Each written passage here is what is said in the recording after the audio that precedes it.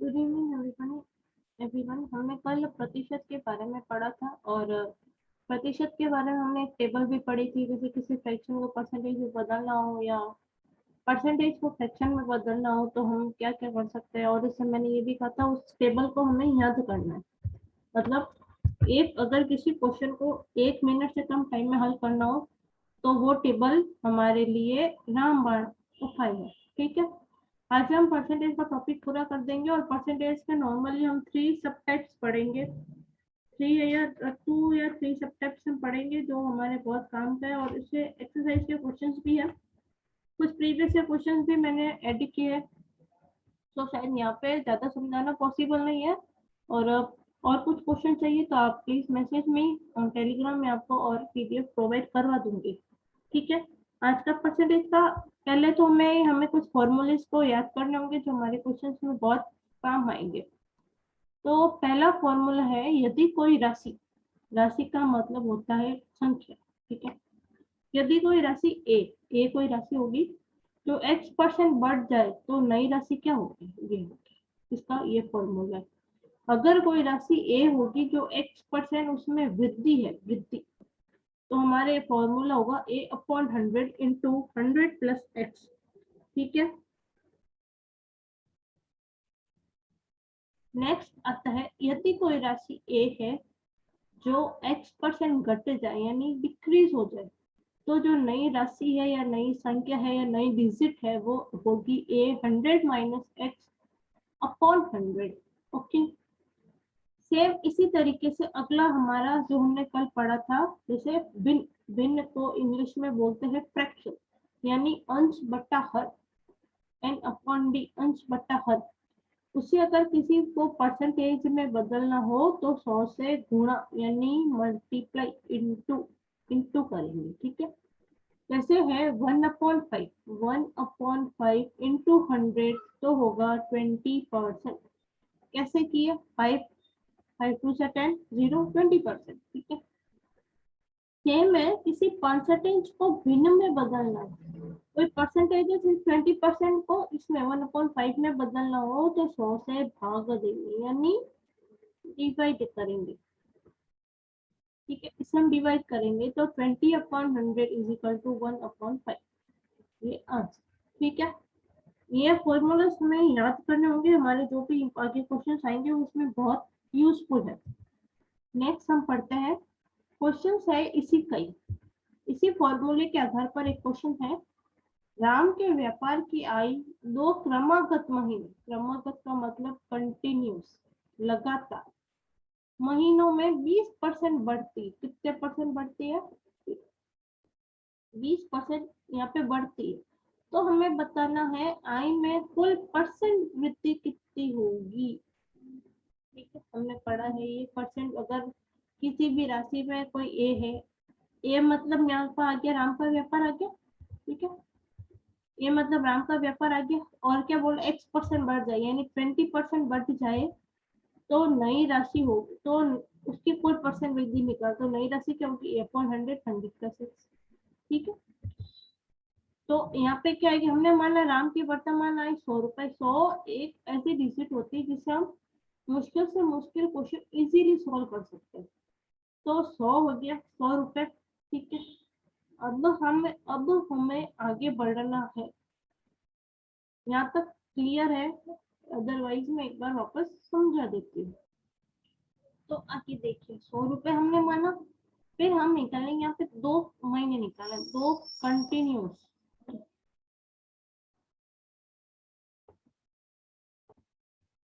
तो पहला महीना है 20%, तो अगर आप सॉल्यूशन निकालो डायरेक्ट तो देखो 100 माना, 100 प्लस 20 करेंगे तो 120 रुपए। ठीक है, ये हमारा 120 रुपए आ गया। तो सेकेंड आता है फिर दूसरा महीना, दूसरा महीने में भी 20% वृद्धि होती है। ठीक है, तो हम इसको हम फॉर्मूले से करेंगे। ठीक है, 120 इंटू 20 यानी कि वो x% वृद्धि हुई x/100 प्लस a यानी 120। ठीक है, फिर यहाँ पे सॉल्यूशन करेंगे, देखो 0 से 0 ये कट, 10 से 80 ये कट।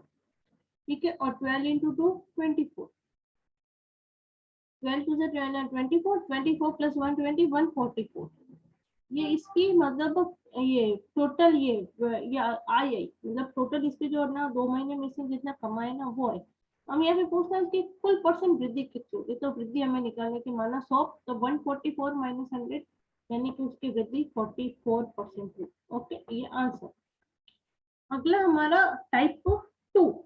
टाइप 2 में हमारा अगला है, अगर कोई राशि यानी संख्या या डिजिट प्रतिशत परिवर्तन हो, यानी उसके परसेंटेज में ना परिवर्तन हो, यहाँ पे परसेंटेज में परिवर्तन नहीं था, यहाँ में उसकी आई में दो, यहाँ में आई में परिवर्तन था, परसेंटेज तो सेम था।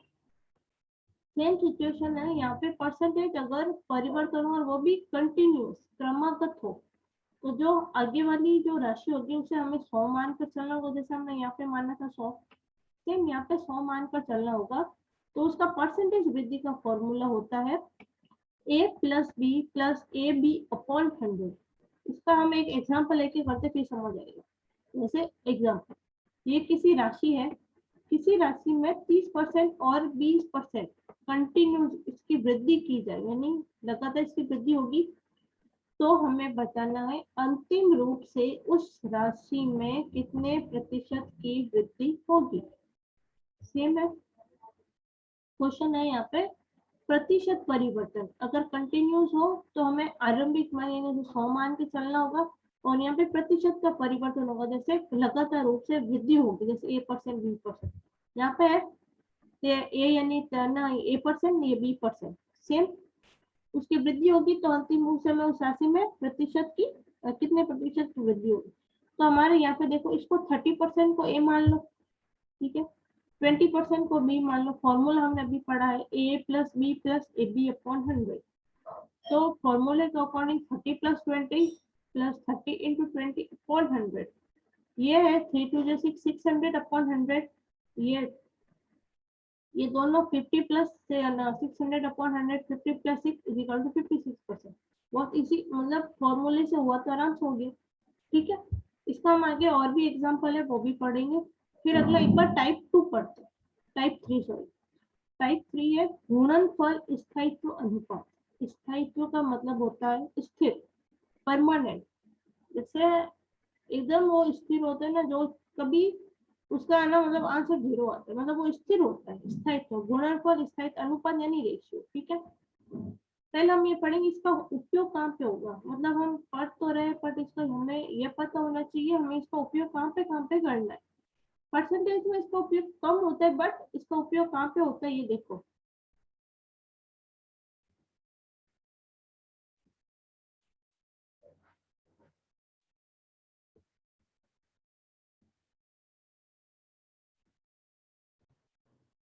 तो यहाँ पे है गुणनफल स्थायित्व अनुपात। इसका उपयोग हम वहाँ पे करेंगे जहाँ दो राशियों का गुणनफल स्थिर होगा, स्थिर यानी कांस्टेंट होगा। ये कोई भी दो राशि है उसका गुणनफल स्थिर होगा। इसका ज्यादातर हम इसका प्रयोग समय, चाल, दूरी, इनके प्रश्नों को हल करने के लिए करेंगे, ठीक है। पहले यहाँ पे रहता दो राशि कोई भी हो सकती है, ए बी सी बी कुछ भी। तो हम मानते हमने पढ़ा है ए इंटू बी हमेशा सी होता है, ये और सी हमेशा कौन से यानी स्थिर होगा। तो इसका फॉर्मूला देखो, ये इसका फॉर्मूला एक बार ये देखो।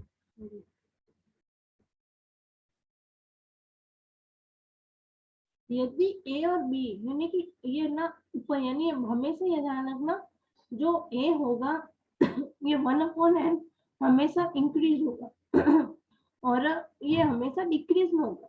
ये देखो, यदि ए और बी का गुणनफल सी ये सदैव स्थिर रहता है, तो ए को हम मान लेंगे 1/n से बढ़ाएंगे, ए को 1/n, ठीक है, से बढ़ाने पर बी में एक 1/n+1 की कमी होगी।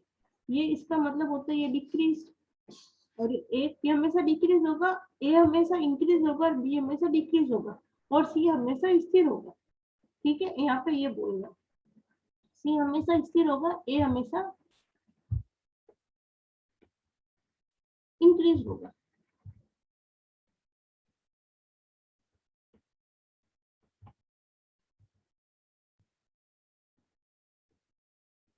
ओके, ये देखो सॉरी,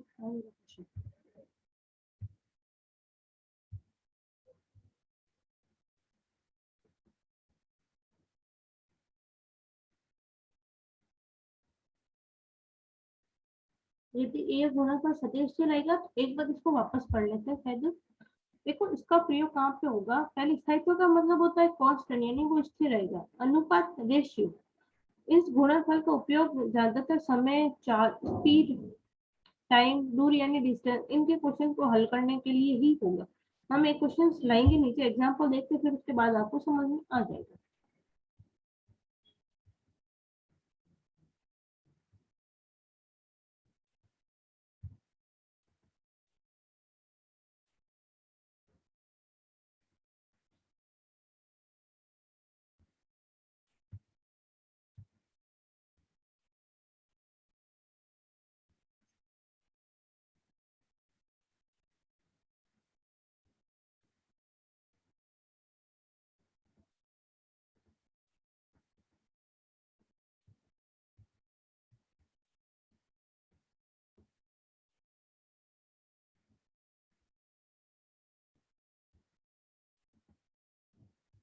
ना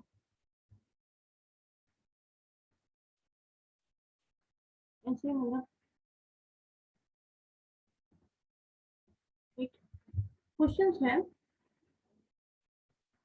किसी निश्चित दूरी किसी निश्चित दूरी को तय करने के लिए यदि चाल को 25% बढ़ा दिया जाए, ठीक है, तो समय में कितने प्रतिशत की कमी होगी। हमने यहाँ पे देखा है ए हमेशा इंक्रीज होता है और बी हमेशा डिक्रीज होता है, ए हमेशा बढ़ता है।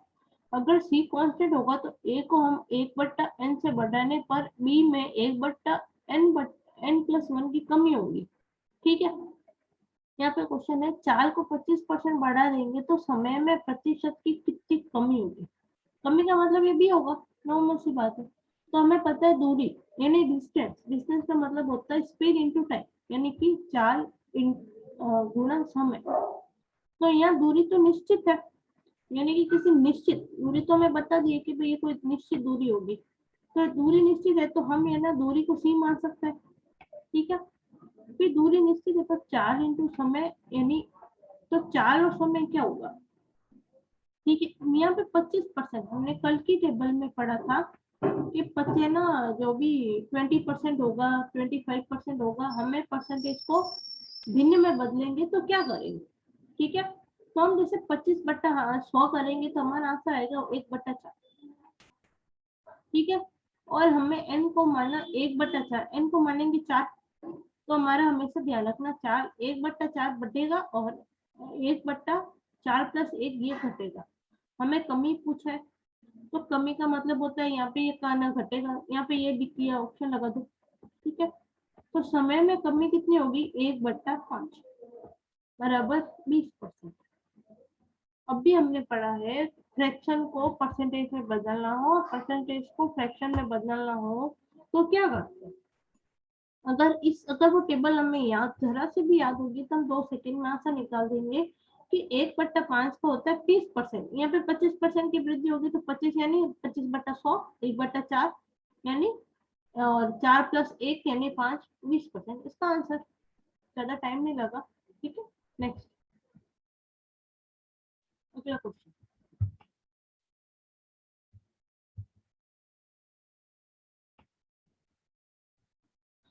अगला हमारा क्वेश्चन है, हमने हमने यहाँ तक क्वेश्चन कर लिया था ये गुणनफल स्थायित्व अनुपात, ठीक है। इसके आगे हम कल वाले कुछ क्वेश्चन है ना प्रैक्टिस करते हैं जो हमारे प्रीवियस क्वेश्चन में भी आए हुए हैं, ठीक है। उसके बाद हम ये प्रैक्टिस के क्वेश्चन मैं आपको दूंगी, आप मेरे को टेलीग्राम चैनल पे आप मेरे को उसका आंसर देना। नहीं समझ में आएगा तो मैं ना इसका आगे एक और वीडियो बना दूंगी, ठीक है। ये प्रैक्टिस के क्वेश्चन है, ये खूब सारे क्वेश्चन है, आपको नहीं समझ में आएगा प्लीज बेझिझक मेरे को बोलना, मैं इतने सारे क्वेश्चन से देख लूँ, ठीक है। पहला क्वेश्चन हम पहले ये वाले क्वेश्चन करेंगे जो कल हमने प्रैक्टिस की थी उनकी।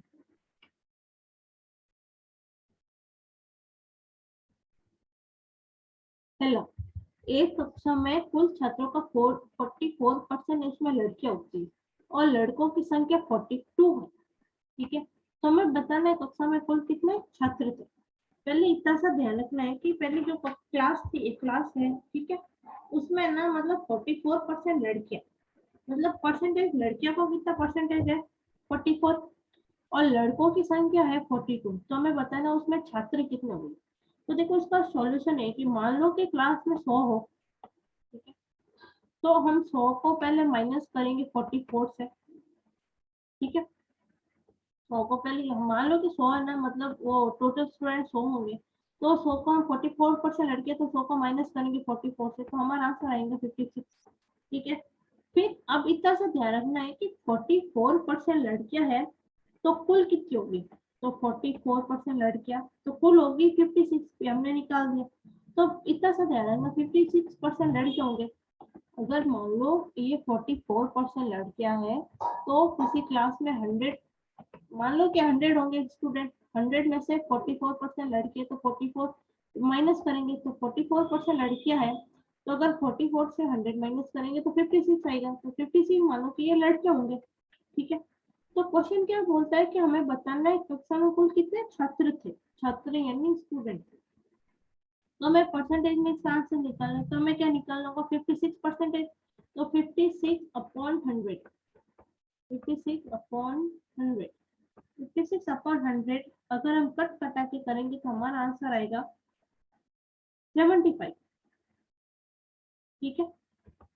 आप आराम से सॉल्यूशन करना, 75 हमारा आंसर आएगा। तो इजीली है कि 75 वहां पे लड़के थे, ओके क्लियर। फिर आपका क्वेश्चन होगा 75 अगर हम कट कटा के 75 करना है, 56 अपॉन 100 करेंगे तो 75 तो नहीं आता, वो क्यों नहीं आते वो इधर देखो, 75 देखो 56 अपॉन 100 हम कटाएंगे तो हमारा आंसर आएगा 44 अपॉन 25, ठीक है। हमने कल ही पढ़ा था अगर यहाँ पे ना वृद्धि हो, मतलब यहाँ पे वृद्धि हो और यहाँ पे क्या मतलब ये 44% है, वृद्धि होगी ना लड़कियों की,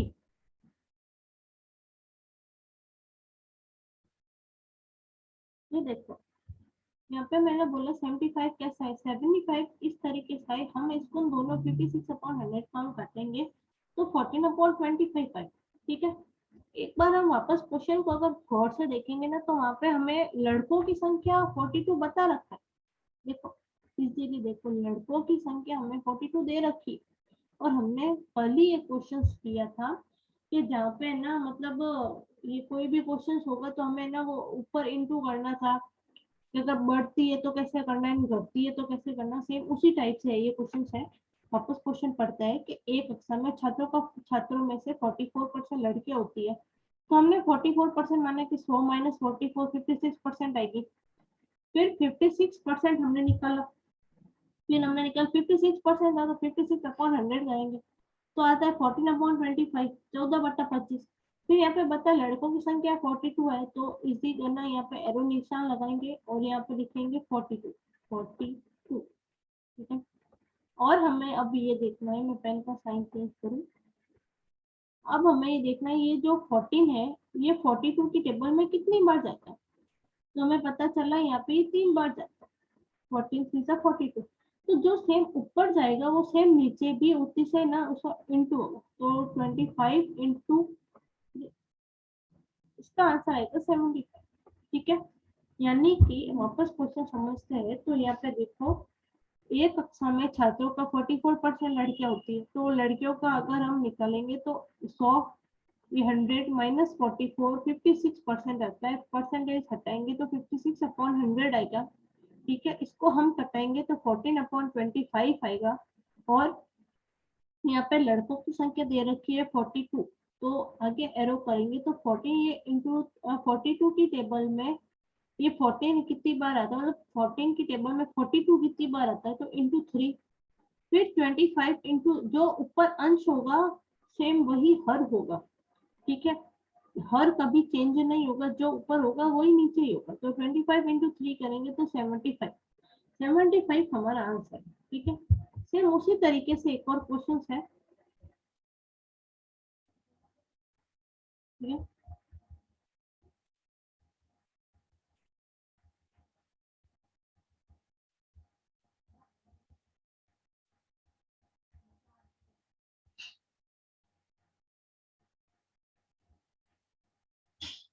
अगला हमारा क्वेश्चन है जब एक धाविका किसी दौड़ में, धाविका मतलब रेस में, किसी दौड़ में वो 12 किलोमीटर की दूरी 12 किलोमीटर की दूरी तय करने वाले चिन्ह को पार कर रही थी, तब उससे बताया गया कि उसने दौड़ का केवल 80% हिस्सा ही पूरा किया। तब हमें बताना है इस धाविका को और कितने किलोमीटर दौड़ना है। कल हमने इसी का एक क्वेश्चन किया था बैंक वाला, कि एक तो बैंक में वो सामान किस्त चुकानी है, फिर उसको पता चला कि उसके 18% किस्त चुकाने पर उसे पता चला कि उसका सिर्फ 60% ऋण चुका है। उसी टाइप से ये क्वेश्चन है। अगर हम इसका क्वेश्चन का आंसर देखें, यानी इसका सॉल्यूशन देखें, तो बहुत इजी है। ये देखो, पहले तो है यहाँ पे 12 किलोमीटर की दूरी तय करने वाले पर पता चला कि उसे सिर्फ 80% उसने किए, तो ठीक है। अब यहाँ पे हमें निकाला 80%। पहले पेन चेंज करते हैं ताकि आपको पता चल जाएगा इसका ये है, ये वाला है, ठीक है। 80%, पहले इसका ये है 80%। हमने कल की टेबल में निकाला, पहले 80/100 करो। 80/100, 80/100 करने पर हमारे पास आना ये आता है 4/5। 4/5 करेंगे तो हमें पता है यहाँ पे कितना दिया है, 12 किलोमीटर। शॉर्ट स्वीट सिंपल सबसे आसान तरीका है ना, इसको एरो करो, 12 लिखो। अब ये देखो कि 4 की टेबल में 12 कब आता है, तो 4 एकम 4, 4 दूनी 8, 4 3 12, 4 3 12 इंटू 3, ठीक है। जो ऊपर होगा सेम इसी के नीचे इंटू 3, ये भी इंटू 3, तो 5 3 15। इसका आंसर आ गया भाई। अब उसे और 15 किलोमीटर दौड़ना है, इसका आंसर होगा 15। 15 किलोमीटर उसे अभी और दौड़ना। ओके, एक और क्वेश्चन, ये आ गया बैंक वाला।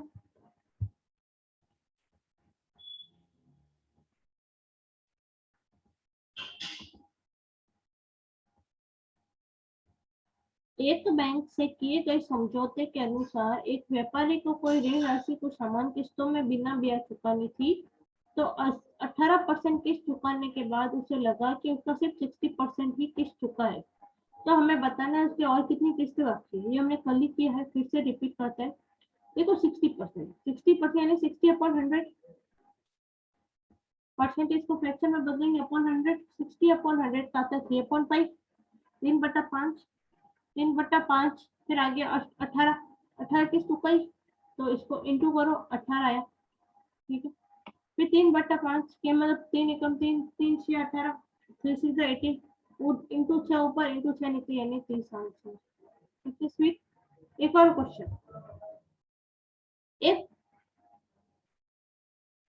एक अभ्यर्थी ने एक प्रश्न पत्र के 12 प्रश्नों को हल किया, मतलब उसने सिर्फ 12 प्रश्नों को हल किया, उन सभी में उसने पूरे अंक प्राप्त किए, उसने सारे फुल मार्क्स। और यदि उसने परीक्षा में 60% अंक प्राप्त किया, और यदि प्रश्नों के सभी अंक समान थे, तो हमें बताना है कि उसके कुल कितने प्रश्न थे। प्रश्न पत्र में उसके टोटल कितने प्रश्न थे। रिपीट अगेन, एक अभ्यर्थी स्टूडेंट है, उसने 12 प्रश्नों को हल किया। कितने प्रश्न थे, 12 प्रश्नों को उसने हल किया, और उसने सभी में पूरे अंक प्राप्त किए, सभी में पूरे अंक प्राप्त किए। हमें बताना है कि उसने परीक्षा में 60% अंक प्राप्त किया है, तो कुल कितने मतलब क्वेश्चन थे, लेफ्ट क्वेश्चन कितने थे, टोटल क्वेश्चन कितने लेफ्ट हुए, और सभी के अंक समान है। पहले तो 60%, ठीक है, 12 है और 60%। 60% को अगर हम 60/100 करेंगे तो आएगा 3/5। यहाँ पे भी आएगी ना 3/5, देखो 3/5 आएंगे तो आगे 12 है, तो 3 चौक 12, 3 चौक 12, जो ऊपर आएगा वो नीचे आएगा, तो आंसर 20। ज्यादा टाइम नहीं लगा, नहीं लगा, बिल्कुल टाइम नहीं लगा। अगर आप इसी तरीके से सारे क्वेश्चन सॉल्व करोगे तो कोई टाइम नहीं लगा। सेम इसी तरीके से आगे आपके मतलब प्रैक्टिस के क्वेश्चन हैं। आई होप आपको समझ में आया हो, अगर समझ में आए तो प्लीज इसे घर पे प्रैक्टिस करना, कि यदि ए का 25% है और बी का 30% के बराबर है, तो ए बी का प्रतिशत कितना है। यदि ए का 25% है, बी 30% है, तो बी ए का प्रतिशत कितना है, ठीक है। शैलेश की आय 2 महीनों में 20%, 30% बढ़ जाती है, तो उसकी आय में प्रतिशत वृद्धि कितनी होगी। ये देखो हमने प्रतिशत, ये क्वेश्चन तो आप बहुत इजी आप खुद कर लोगे, आई नो। ये क्वेश्चन समझाती हूँ, हमने किया भी है। प्रतिशत, ये यहाँ पे क्या है, प्रतिशत वृद्धि, हमने ये देखो, हाँ ये रहा, क्रमागत प्रतिशत परिवर्तन और प्रतिशत वृद्धि। जब दो पर हमने क्वेश्चन किया कि वृद्धि होगी तो कितने प्रतिशत की वृद्धि होगी, ए और बी हमें दिया होगा, ठीक है। तो अगर हम इसको ए माने, इसको बी माने, 30% और 20%, तो अकॉर्डिंग टू हम फॉर्मूला से यूज करेंगे ना, एक सेकंड,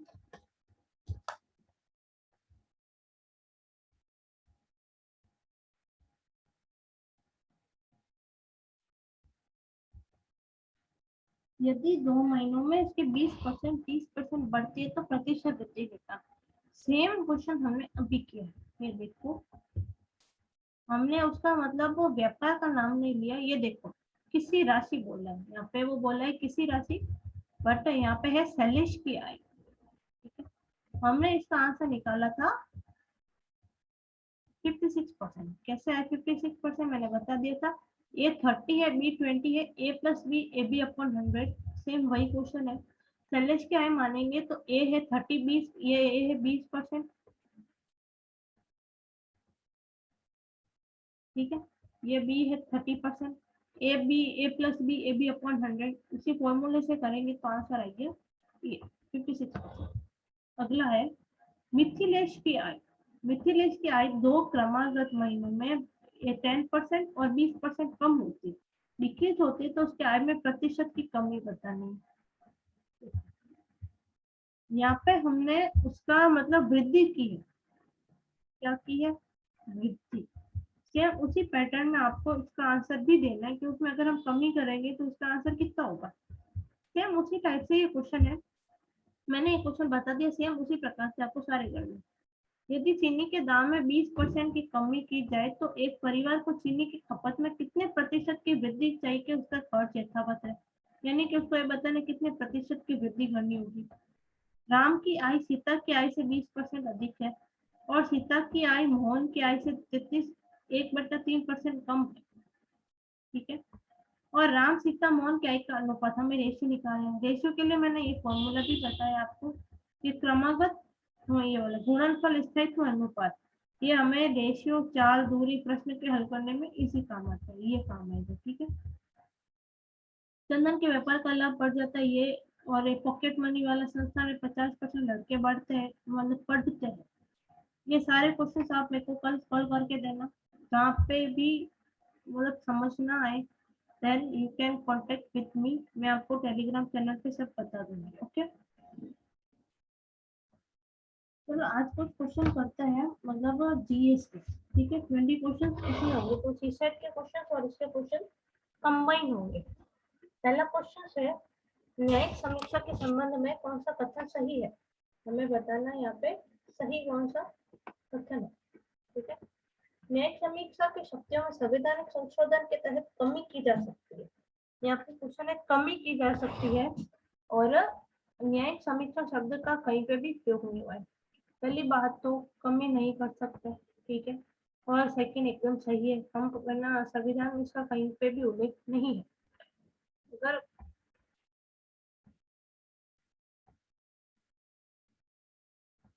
अगर हम आगे पढ़ेंगे ना, इसका ना कहीं पे उल्लेख है तो कहीं पे भी उल्लेख नहीं है, ठीक है।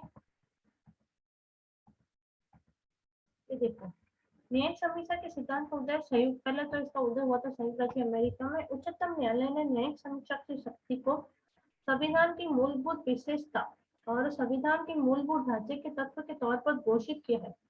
अतः न्यायिक समीक्षा समीक्षा की शक्ति को संवैधानिक संशोधन के द्वारा भी कम और समाप्त नहीं किया जा सकता। संविधान संशोधन यानी अनुच्छेद 368, 368। फिर वाक्यांश सेकंड है कि संविधान में इसका कहीं पे भी उपयोग नहीं हुआ, एकदम सही है।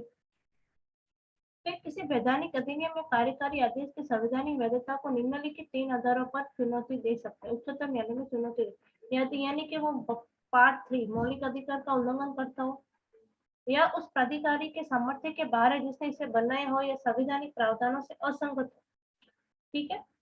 प्रथम संवैधानिक संशोधन 1951 के द्वारा 9वीं अनुसूची के तहत अनुच्छेद 31 को भी जोड़ा गया है। ये आपको सभी को ये मतलब मूल प्रस्तावना और संवैधानिक संशोधन के बारे में बताता है, डिस्कस करता है। सेकंड क्वेश्चन, ज्योग्राफी का सवर्ण भूदृश्य, समरना, ठीक है। आमतौर पर सवाना परिदृश्य के वनस्पति में ऊंची घास, छोटी ऊंचाई वाले बिखरे हुए पेड़ होते हैं। पूर्वी अफ्रीकी पठारी का सवाना हौसा जनजाति का निवास स्थल है। ठीक है, ये हौसा जनजाति नहीं है, इसका आंसर ओनली एक है, पहला बिल्कुल सही है।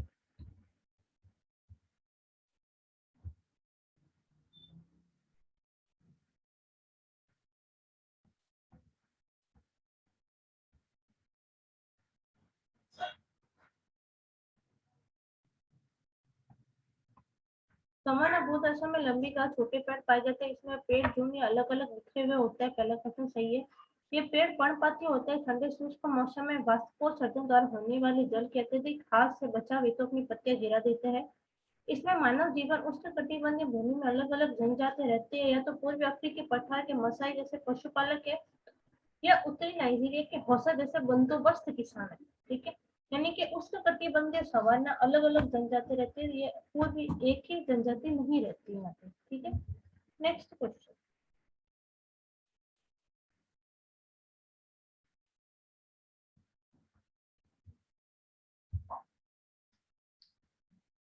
निम्नलिखित में से कौन सा कानून और स्वतंत्रता के बीच सबसे उपयुक्त, यह प्रीवियस क्वेश्चन है, कौन सा कानून और स्वतंत्रता के बीच सबसे उपयुक्त संबंध को दर्शाता है? कानून अधिक होंगे तो स्वतंत्रता कम होगी, कानून नहीं होंगे तो स्वतंत्रता भी नहीं होगी। स्वतंत्रता है तो लोगों को कानून बनाने होंगे, और कानून में बार बार परिवर्तन करेंगे तो स्वतंत्रता खतरे में। इसका आंसर है बिल्कुल भी, कानून नहीं होंगे तो स्वतंत्रता भी नहीं होगी।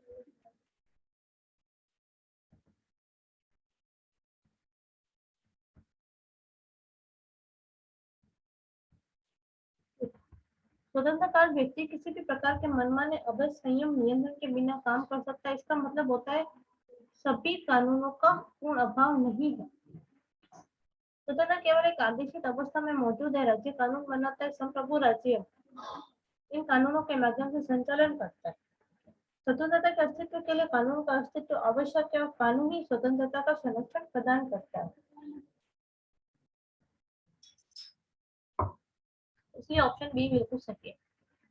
अगला क्वेश्चन, किन्हें विधि के शासन में प्रमुख विशेषता माना जाता है? विधि का शासन, शक्तियों का परिसीमन, विधि के समक्ष समानता, लोगों का सरकार के प्रति जिम्मेदारी, और स्वतंत्रता और नागरिक अधिकार। ऑप्शन कौन सा सही है? Option A 1 and 2, 1 and 3, 2 and 4, 1, 2 and 4,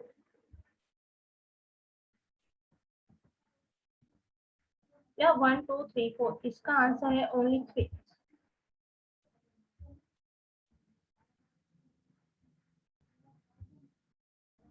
या 1, 2 and 4। मतलब ये लोगों की सरकार के प्रति जिम्मेदारी नहीं करता था।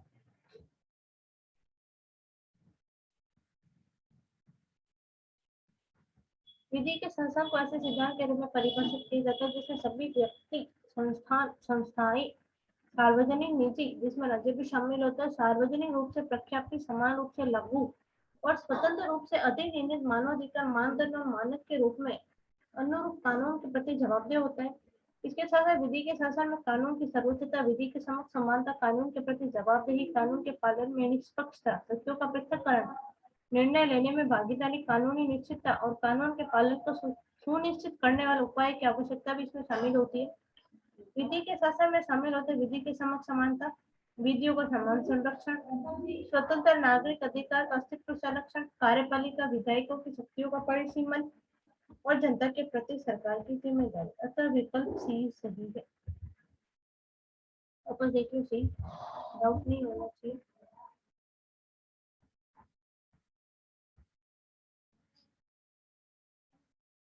ठीक है, विधि के शासन की प्रमुख विशेषता माना जाता है 1, 2, 4।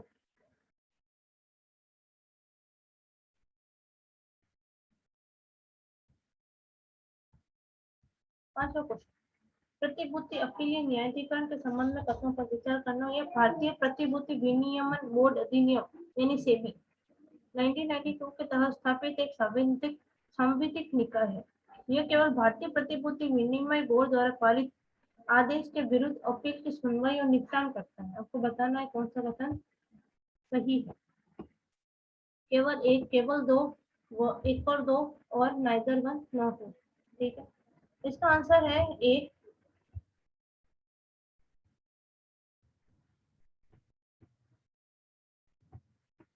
एक ये मतलब एक ही सही है, ये गलत है, क्यों नहीं करता ये देखो। ये देखो, भारतीय प्रति सेबी पेंशन फंड नियामक विकास प्राधिकरण और भारतीय बीमा विनियामक प्राधिकरण IRDAI द्वारा आरएस के विरुद्ध अपील को सुनवाई करते हैं, उनका निपटान करता है। ठीक है, और यहाँ पे क्वेश्चन था, यहाँ पे था ये केवल भारतीय प्रतिभूति द्वारा आदेश के विरुद्ध ही नहीं करता है, इन दोनों के खिलाफ भी, मतलब इनके खिलाफ भी करता है, सेबी, PFRDA और IRDA। ठीक है, आज के लिए शायद हम इतने ही क्वेश्चन करेंगे। Thank you so much. अगर thank you so much everyone, आपने स्ट्रक्चर को पढ़ा, अगर कुछ समझ में ना आए please comment, share, subscribe. Thank you.